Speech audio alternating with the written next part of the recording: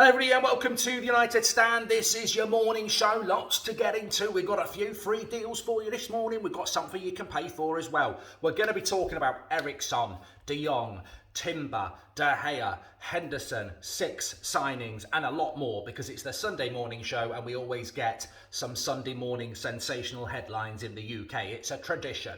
So we're going to start off with an article that was written by Mullock in the Mirror, and this is somebody that many United fans think this season is being quite accurate around Manchester United and may well have links into Ten Hag's camp or United's camp. And what he is saying is that Manchester United are hot on the heels of signing Christian Eriksen on a free deal this summer. We've also got an update from him on Jong and on Timber. Very good information coming in on both of those. But let's start off with Christian Eriksen. So Eriksen is a player that we've mentioned on this channel for probably 2 months, talking about him being free, talking about him proving himself in the Premier League, talking about Juan Mata leaving and talking about what a good replacement he would be. Now, I was exchanging messages with people last night about Eriksen who are quite close to that, and the story remains the same as what we've always put out on this channel, is that Eriksen is ridiculously loyal to Brentford, who gave him a chance, and obviously he's played at Brentford since January. He loves it there. They've accommodated him, they've given him a platform, they've given him a chance, and obviously a year ago, almost to the day really, isn't it, that we had those horrific scenes in the Euros where the Danish players were around Eriksen. He was having heart issues on the pitch and there was talk that he'd never play again. In fact, his life was in danger at one point. So you've got to factor that in, and I was told this last night with Eriksen, you've got to factor that in on any decision he makes. He's obviously going to factor in the fact that Brentford gave him an opportunity to come back and play football. Remember, he had a contract with Inter that was obviously, you know, that didn't continue, and Brentford gave him that chance. Now, from a purely footballing point of view, the opportunity to go from Brentford to Manchester United is straightforward. He is a free agent in the summer. Brentford are doing a deal with him, trying to get him to sign a new deal. They seem quite confident of that, but Manchester United is Manchester United. And also, Erik Ten Hag is Erik Ten Hag. Erik Ten Hag actually had Eriksen training with him after what happened last summer. So they have a relationship there that Ajax let him come and train with them. So there is a relationship there. I think this is an interesting one. I think it could go either way. And I know that's sort of sitting on the fence, but I do think it could go either way because I think he could have some loyalty to Brentford. But he could also say to Brentford, look, I'm 30. I don't know. Is he 30, 31? This is a chance to go and play for Manchester United. And as much as I want to play for Brentford, it's a big opportunity, and maybe something happens there. On the other hand, maybe he goes, look, Brentford gave me a chance, I want to play every week. And I think that's a big thing as well. If we did get Eriksen, would you want Eriksen? Because there are people in our fan base that don't, and I personally, I've said it for a couple of months now, I would take him with Mata going and Eriksen coming in. I've got no problem with that Mata profile of a player if they actually can deliver. Funnily enough, Mata's best performance in the last couple of years was at home to Brentford, where they sat back at Old Trafford and gave him the freedom of the park. On a week-to-week basis, Mata can't go away to Brentford, he can't go away to Brighton and perform, whereas Eriksen still can. So Mata going and Eriksen coming in, you probably save money. Like, his wages are probably the same as Mata, 140 grand, maybe a little bit less. So in that sense, it's a no-brainer for United to try and do the deal. Do I think we'll do the deal? You've still got Garnacho, you've got Mabry, we have got a lot of Bruno. Donny's coming back. Do we need another attacking midfielder? And don't start talking to me about Eriksen playing in a midfield too. That's not where he would play. He'd have to play in one of the front 4 positions. Well, he's not a number 9. Is he really a wide player? It's Bruno's position. And is that not what Donny's meant to be doing? So I don't know whether it actually fits United. And I think on this one, I cannot commit either way. I refuse to. I can't commit either way. I don't know. It makes sense for United to do it in many ways, but then in other ways it doesn't make sense, because what are you going to do? I mean, maybe we're going to loan a couple of the younger lads. I mean, Bruno is a big question mark, isn't he? So I wouldn't be surprised if United did this. On the other hand, I wouldn't be surprised if he didn't. I think the decision is Eriksen's to make, and certainly it's a very it's a common sense signing for United, so we'll have to wait and see. Also, lots and lots of stories about Jong this weekend, talking about how United are getting closer and closer to a deal. I'm sort of De Jong out at the moment. We did a big story on De Jong yesterday and how he dropped a hint that he's clearly getting to the point where he realises Barcelona want to sell him and maybe he wants to go. We're at the front of the race. There's no other club in at the moment. As of this morning, United and Barcelona are negotiating a fee. Then United have got to negotiate with De Jong, and at the moment Barcelona still want to sell, United still want to buy, and De Jong is becoming more and more used to the fact that he's going to have to leave Barcelona.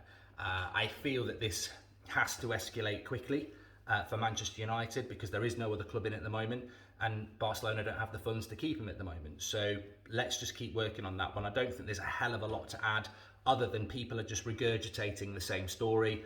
I'm seeing top tier journalists just sort of, it's like mixing the same words up into the same to the same story. Like Manchester United are pushing hard on De Jong. I mean, we're not trying to start a car here. We're trying to sign a player. Just say nothing new on De Jong at the moment. United are still negotiating because that's what's happening, and that's where we are with that. On Timber, it's funny because in the Mirror on Timber, they're saying that Jurrien Timber is having second thoughts about coming to Manchester United, which is the same story we were talking about a couple of days ago, that Timber is having second thoughts of coming to United because of his World Cup spot. I was told last night from somebody, we've been very good on the Timber story, very good. We've been very fortunate around the Timber story to get good information very early. If you remember, we're coming up for 3 weeks ago now that we said that Timber and United had agreed a deal between them, and then it was about agreeing a fee with Ajax, and that's been a bit of a problem. We've then had the last 48 hours or 3 or 4 days where Timber is in doubt. Since he's gone to Dutch international camp, he's having doubts about coming to Manchester United. What I was told last night is this is negotiation. This is not Timber suddenly saying, I don't want to join Manchester United.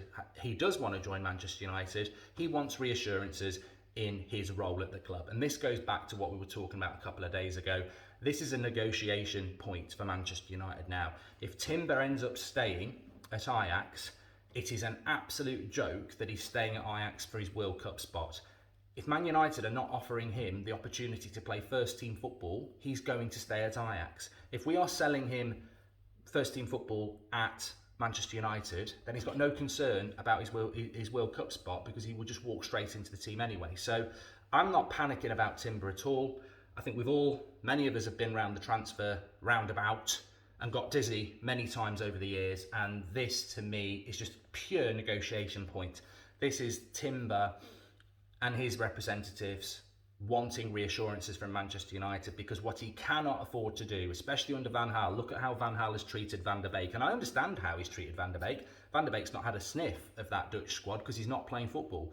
So this to me is not anything to worry about. This is Timber basically saying if he's going to sign for Manchester United, he wants to play, because if he's going to sit on the bench like Van der Beek did, he's not going to go to a World Cup. And as of now, he's starting for the Dutch team and he would be in the World Cup squad. So United have got to lay it down. Now, you can't say you're definitely starting every game. What if he starts every game and he's rubbish? But he should be coming in as a starter, especially for the money. So I'm not worried about what's going on with Timber, if I'm absolutely honest. I think it's just a little bit of, I don't know who's feeding it really. It could be coming from Ajax, who are trying to just, keep him. But I'm not worried about Timber. I'm not worried about De Jong. I still, actually, on a Sunday morning, let's do a bit of the Goldbridge Hotter meter.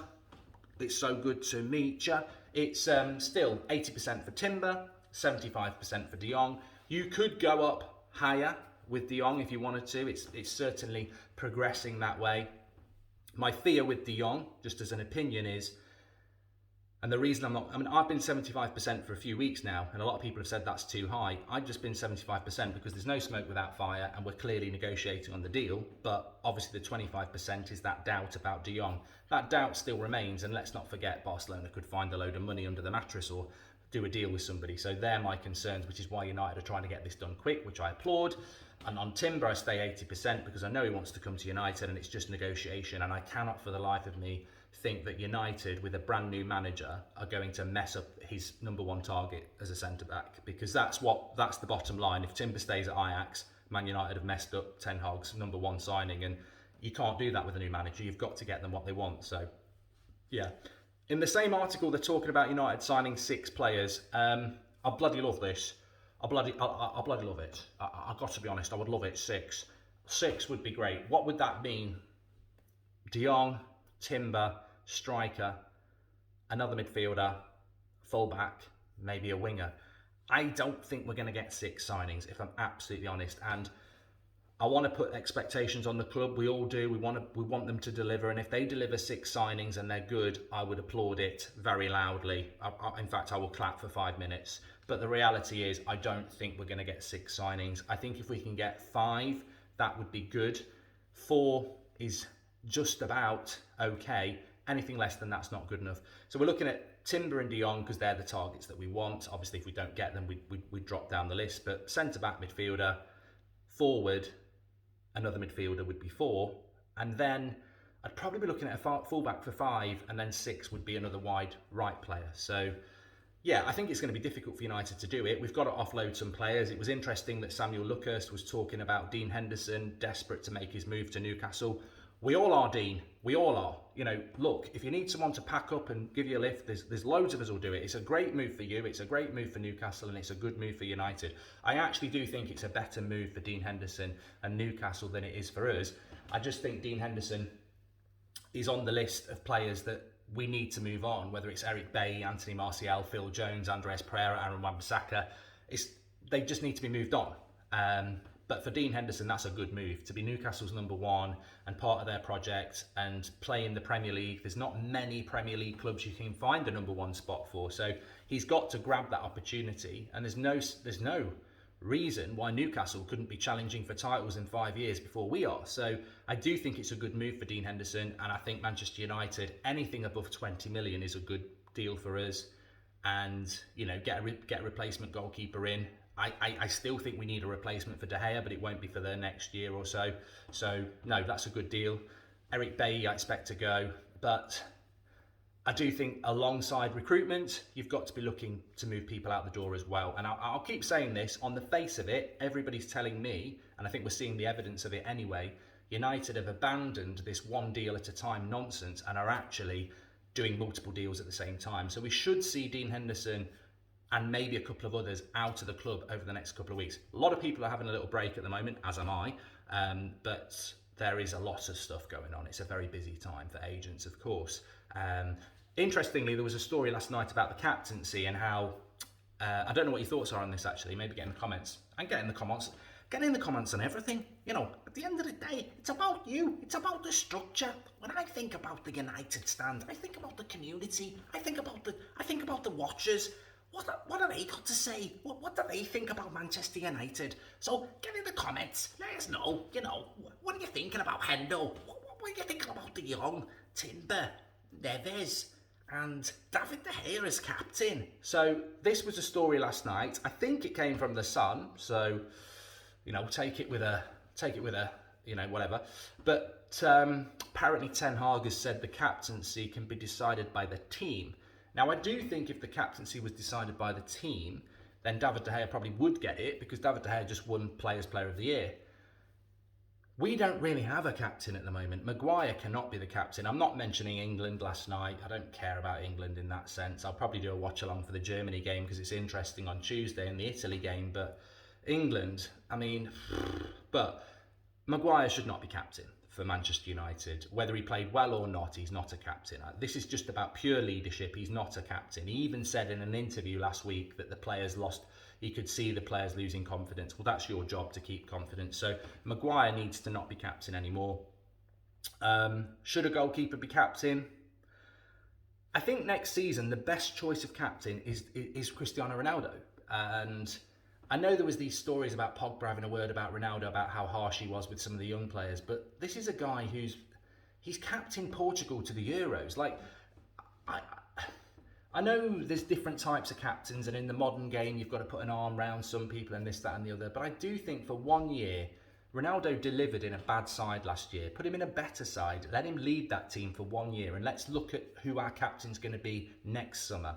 We've got a captain for the next year in Cristiano Ronaldo who can do the job. We don't need to find the captain for the next 5 years this summer because we probably don't have them yet. What if we buy a player who after a year really shows leadership qualities? Now that could be Timber, it could be De Jong, it could be somebody else we're going to buy.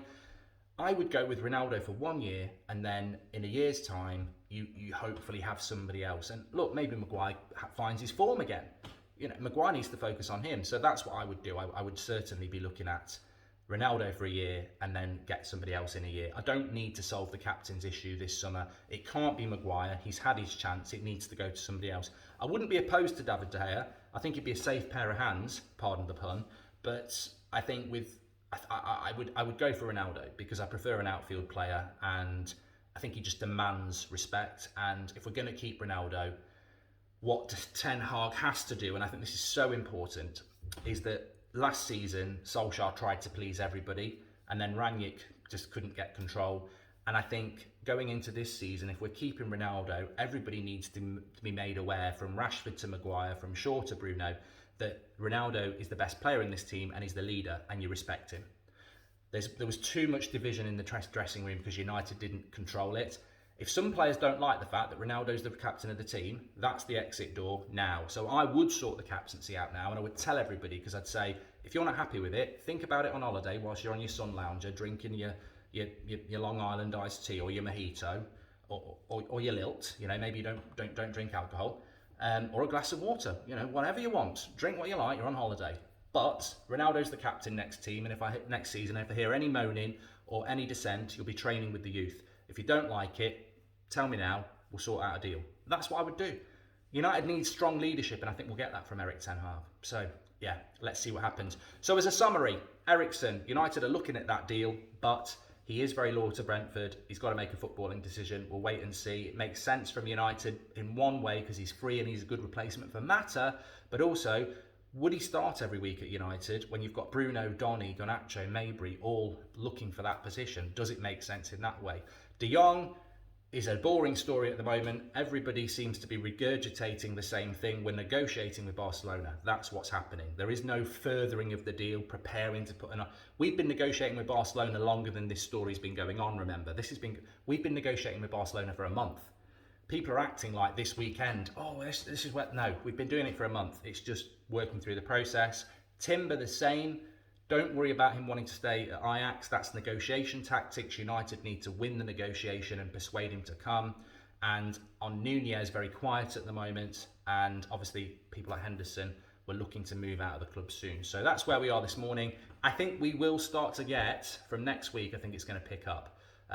The week after, really. But, to be honest with you, I say that we're only 3 weeks until they're back in training. 3 weeks tomorrow, they're back in training. So is it the 27th or something like that? Transfer window opens on Friday. It's going to really hot up now.